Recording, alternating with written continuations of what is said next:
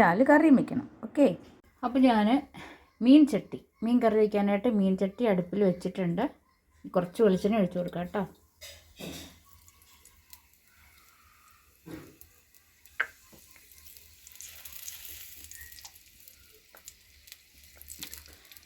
വെളിച്ചെണ്ണയാണ് കേട്ടോ, എടുത്ത് വെളിച്ചെണ്ണ. ഇതിലേക്ക് ഞാൻ ഇച്ചിരി കടുക് ഇടുവാണേ. കടുകിട്ടു. ഇനി തണ്ട് ഇത്രയും കറിവേപ്പില ഞാൻ ഇടാൻ പോവാം കേട്ടോ. ഇത്രയും കറിവേപ്പില ഇട്ടു. ഇതൊന്ന് ഇളക്കട്ടെ. ഇതിലേക്ക് ഞാൻ ഇഞ്ചി ഇടുവാണ്. ഇഞ്ചി ഇട്ട്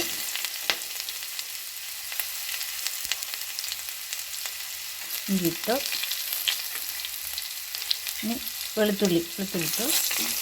ഇനി കുറവാണ്, അതുകൊണ്ട്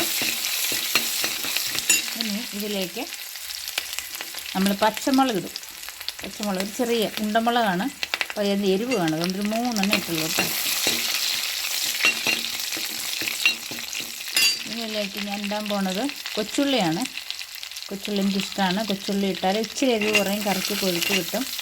കൊച്ചുള്ളി കുറച്ച് വൃത്തിയാക്കി കീറി എടുക്കുക കേട്ടോ. അത് ഇടുവാണ്. അപ്പം നല്ലപോലെ ഇത് വട്ടിയെടുക്കും. ഇങ്ങനെ ഇളക്കി നല്ലപോലെ വാടട്ടെ. പച്ചമണം പോട്ടെ അതിൻ്റെ. ഇത് വാടിയിട്ടുണ്ട്, കുറച്ചൊന്ന് വാടിയിട്ട് ഒന്ന് വഴണ്ട് വരണം നന്നായിട്ട്. ഇതിലേക്ക് ഞാനിനി മഞ്ഞൾപ്പൊടി ഇടാൻ പോവാണ്. മഞ്ഞൾപ്പൊടി കാണാമോ? മഞ്ഞൾപ്പൊടി ഇടാം കേട്ടോ. ഒരു 1/4 ടീസ്പൂൺ മഞ്ഞൾപ്പൊടി മതി, നമ്മുടെ ഇഷ്ടത്തിന്. നല്ല നാടൻ മഞ്ഞൾ ഉണക്കി പൊടിക്കുക കേട്ടോ. മഞ്ഞൾപ്പൊടി ഇട്ടു. ഒരു കുഞ്ഞൊരു സ്പൂൺ മല്ലിപ്പൊടി ഇടണം. ഞാൻ മല്ലിപ്പൊടി അധികം ഈ മുളകിടുന്ന കറിക്ക് ചേർക്കാറില്ല, കേടാകാതിരിക്കാൻ. അപ്പോൾ എന്നാലും ഒരു ശകലം മല്ലിപ്പൊടി ഇത്രയേ ഇടുള്ളൂ കേട്ടോ. അതിൻ്റെ ആവശ്യമുള്ളൂ. മല്ലിയുടെ ടേസ്റ്റ് മുന്നോട്ട് നിൽക്കരുത്. ഇത്ര ഇടുന്നുള്ളൂ കേട്ടോ.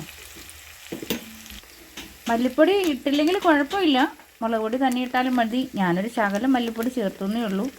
ഇനി നമുക്ക് മുളക് പൊടി ചേർക്കാം. ഇത് മുളക് പൊടി പാണ്ടിമുളകും പിരിയനും കൂടെ പൊടിച്ച മുളക് പൊടിയാണ് കേട്ടോ. ഇതൊരു 3 സ്പൂൺ ഇടാം കേട്ടോ.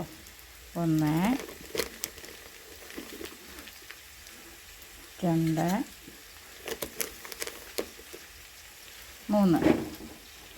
3 സ്പൂൺ ഇടാം. വേണേ ഒരു ഇച്ചിരി കൂടെ ചേർത്തേക്കാം കേട്ടോ. ഇല്ലേ, ശകലം കൂടെ ഇച്ചിരി ചേർത്തേക്കാം. ഓക്കെ, അത് മതി. നമുക്കിതൊന്ന് ഇളക്കാം. ഇതിൻ്റെ പൊടിയുടെ പച്ചമണം മാറട്ടെ. മഞ്ഞൾപ്പൊടി, മുളക് പൊടിയും മല്ലിപ്പൊടിയും പച്ചമണം മാറി വരട്ടെ. ഇനി ഇതിലേക്ക് ചേർക്കാൻ പോകുന്നത് ഇച്ചിരി ഉലുവപ്പൊടിയാണ്. ഒത്തിരി ചേർക്കണ്ട, കഴിക്കും. ഒരു കുറച്ച് ഉലുവ വറുത്ത് കൊടുത്തത്, ഉലുവപ്പൊടി. ഇനി ഇതും കൂടെ ചേർത്തൊന്ന് ഇളക്കട്ടെ. ചിലരാണെങ്കിൽ ഉലുവ മുഴുവനെ ചേർക്കട്ടോ. അത് നമ്മൾ കടുക് പൊട്ടിക്കുന്നതിൻ്റെ കൂട്ടത്തിൽ തന്നെ ഇട്ട് മൂപ്പിക്കണം. അങ്ങനെ ഇട്ടാലും നല്ലതാണ് കേട്ടോ. അപ്പോൾ ഫ്ലേവർ എങ്ങനെ നിന്നോളും. ഇനി ഇതിലേക്ക് ഞാൻ ചേർക്കാൻ പോണത് ഒരു 3-4 കുടംപുളി കഴുകി വെള്ളത്തിലിട്ടിട്ടുണ്ട്. ആ വെള്ളവും ഇത് പുളിയും കൂടെ ചേർക്കുക കേട്ടോ. ചേർക്കും, ആവശ്യത്തിന് വെള്ളം ചേർക്കാം. ഇനി ഇതിനകത്ത് ചേർക്കാൻ പോകുന്നത് ഉപ്പാണ്. ഉപ്പ് ഞാൻ കല്ലുപ്പാണ്, പൊടിയുപ്പ് തീർന്നത് കാരണം കല്ലുപ്പാണ് ചേർക്കാൻ പോണത്. അപ്പം ഞാൻ കല്ലുപ്പും മേടിക്കും, പൊടിയുപ്പും മേടിക്കും. അപ്പം കുറച്ച് ഉപ്പ് കൂടെ ചേർത്തു. കല്ലുപ്പിന് വേറെ ടേസ്റ്റാണ്. നമ്മൾ പണ്ടൊക്കെ കല്ലുപ്പല്ലേ ഉപയോഗിച്ചുകൊണ്ടിരുന്നേ. അപ്പോൾ അതിനകത്ത് ഇതിൽ കിട്ടുന്ന ഗുണം പൊടിയുപ്പിൽ കിട്ടില്ല, അങ്ങനെയാണ്. ഇനി ഇതൊന്ന് തിളക്കട്ടെ കേട്ടോ, നല്ലോണം തിളക്കട്ടെ. അപ്പോൾ ഇതിൻ്റെ മസാല നമ്മൾ ചേർത്തത്, വെള്ളമൊക്കെ ഒഴിച്ച് എടുത്തത്, അത് ചെറുതായിട്ട് തിളച്ച് വരുന്നുണ്ട്. അപ്പോൾ ഇതിലേക്ക് നമ്മൾ ഈ വരാലിൻ്റെ കഷ്ണങ്ങൾ വൃത്തിയാക്കി വെച്ചത് ചേർത്ത് കൊടുക്കണം.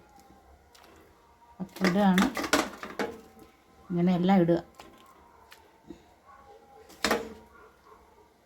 വിനാഗിരി ഒഴിക്കുമ്പോൾ നല്ല ഒന്നാന്തരം നല്ല വൈറ്റ് കളറിലിരിക്കും കേട്ടോ. അത് ക്ലിയർ ആയിട്ട് വരും.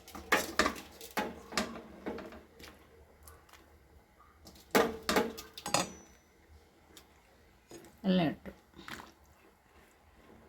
ഇനി ഇത് നന്നായിട്ട് തിളക്കട്ടെ. തിളച്ച് കറിയാവട്ടെ. മൂടി വെച്ചു. അപ്പോൾ മൂടി വെച്ചിട്ടുണ്ട്. നല്ലോണം തിളച്ചത് വെന്ത് കറിയാവട്ടെ. ഇനി ഒന്ന് തുറന്ന് നോക്കാം കേട്ടോ.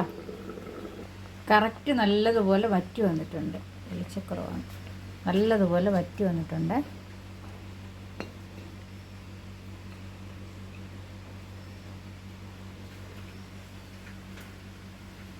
നന്നായിട്ട് വന്നിട്ടുണ്ട്.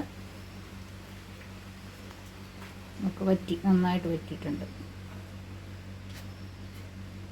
ഇനി ഇതിലേക്ക് നമുക്ക് പച്ചവെളിച്ചെണ്ണ ഒഴിക്കണം. അപ്പോൾ അതിനു മുമ്പ് നമുക്ക് അടുപ്പങ്ങ് ഓഫാക്കാം. തീ ഓഫാക്കി പച്ചവെളിച്ചെണ്ണ ഒഴിക്കുവാണേ. നല്ല